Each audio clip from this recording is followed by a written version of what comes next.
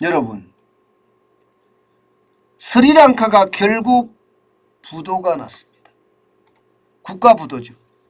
스리랑카는 여러분 보시는 것처럼 인도에서 좀 떨어져 있는 섬나라입니다.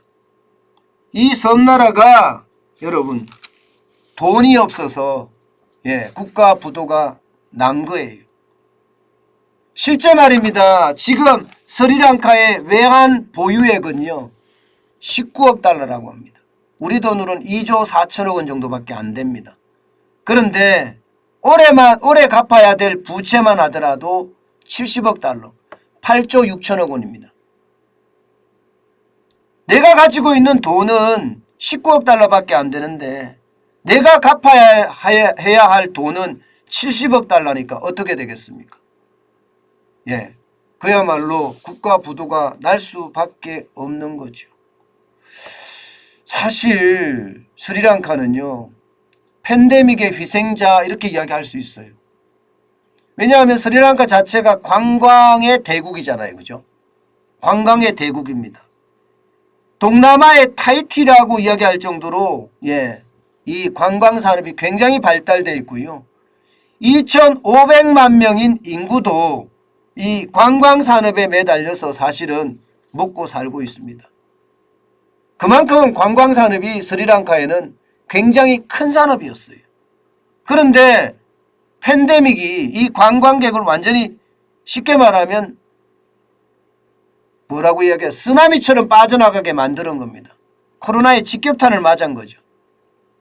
관광객이 안 오니까 여러분 외환은 부족할 수밖에 없죠.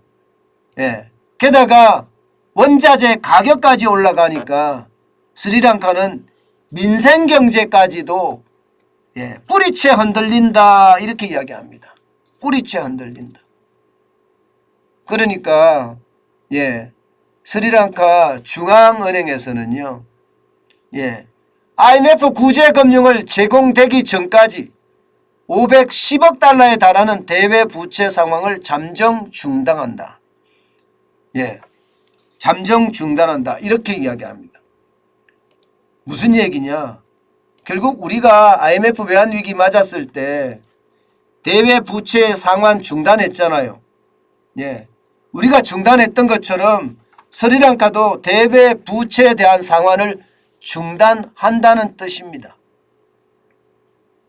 IMF가 지원을 하면 이제 구조조정을 하겠죠.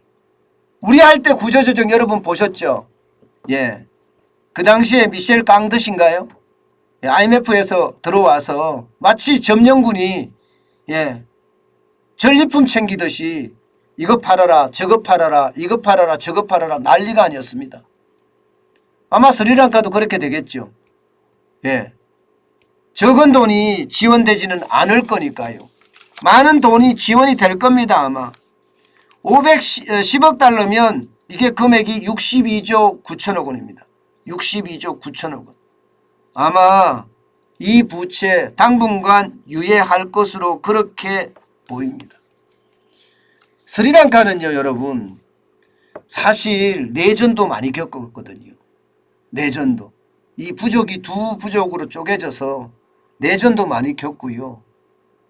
그러면서 가까스로 이 내전이 종식이 되면서 나라가 안정을 찾아가는가 싶었는데 결국 말입니다.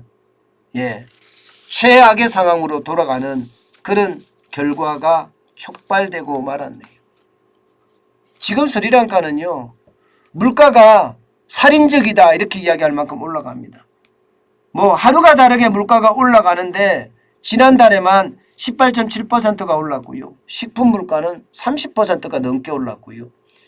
이 나라에서 여러분 먹을 게 없어서 비스켓 박스가 하나가 쭉 도착을 하면요. 그 비스켓 박스에 20-30명의 사람이 쫙 몰려든다고 해요. 21세기에 아프리카처럼 가난한 그런 현상이 지금 스리랑카에서 벌어지고 있다는 사실이죠. 참 안타깝습니다. 그런데 문제는요 여러분 스리랑카가 이제 시작이라는 겁니다. 이제 시작이라는 거예요. 왜냐하면 전 세계에 지금 원자재 가격이 올라가면서요. 자원 부국은 괜찮겠지만 자원 빈국이나 그렇지 않고 돈이 없는 가난한 나라구나 이러면요. 계속해서 망가질 수밖에 없는 그런 상황인데 세계은행에서는요. 적어도 스리랑카를 포함해서 74개국이 부채 위기를 맞을 거다 이렇게 예상합니다. 74개국이. 엘살바도르도 그렇고요. 가나도 그렇고요. 튀니지도 그렇고요. 74개국이 부채 때문에 그 위기를 아마 맞을 수밖에 없는 것 아니겠느냐 이런 예상을 지금 하고 있습니다. 그러면 여러분 74개국이면 어마어마하죠. 예, 뭐 여러분들이 알고 있는 나라 다 합니다. 웬만한 나라들. 예, 지금 여기 보여줬는 엘살바도르나 가나나 튀니지도 있지만 터키라든가, 예, 터키라든가, 뭐 아르헨티나라든가, 페루라든가, 심지어 브라질은 자원 부국이긴 하지만 지금 부채 비율은 굉장히 높거든요. 예, 뭐 콜롬비아라든가, 예, 우리가 계속 이야기했던 예, 뭐 베네수엘라라든가 이런 나라들이 다 줄줄이 지금 예, 부도가 날 가능성이 굉장히 커진다. 이렇게 지금 월드뱅크는요. 예, 그 어느 때보다 섬뜩하게 경고를 하고 있습니다. 결국 말입니다. 러시아가 우크라이나를 침공함으로써 세계 경제에 대한 어떤 공급망의 붕괴, 여기에 따른 원자재 가격의 폭등이 예, 팬데믹에 이어서 이 가난한 나라들에게는 큰 직격탄이 된다 이렇게 이야기합니다. 저는요 이런 이야기를 들으면서 우리나라도 그렇게 성한 나라는 아니다. 우리는 자원 빈국이잖아요. 자원 빈국도 앞으로 굉장히 어려워질 거라고 예상을 합니다. 저는 그 어려움이 우리 사회를 만약에 짓누르잖아요. 그러면 마카베 아키오 일본 호세이데 교수가 이야기한 것처럼 말입니다. 우리 사회의 혼란도 저는 점점 커질 수 있다고 생각을 해요. 제가 여러분에게 방송하기 전에 이 방송을 하기 전에도 여러 번 말씀드렸습니다. 지난 방송에서. 윤석열 정부 쉽지 않을 거다. 예, 그렇기 때문에 처음부터 진정성을 가지고 국민에게 다가서야 되고 실제 그 진정성을 국민의 신뢰로 이끌어내는 것 굉장히 중요하다. 그 말씀 드렸습니다. 지금 문재인 정부처럼 내로남불로 간다면 윤석열 정부는 진짜 위기를 맞을 수도 있습니다. 지금 자원 빈국이라는 자체가 물가를 통제할 수 없다는 이야기거든요. 물가를 통제할 수 없으면요. 로마도 초인플레이션 때문에 망했다고 하잖아요.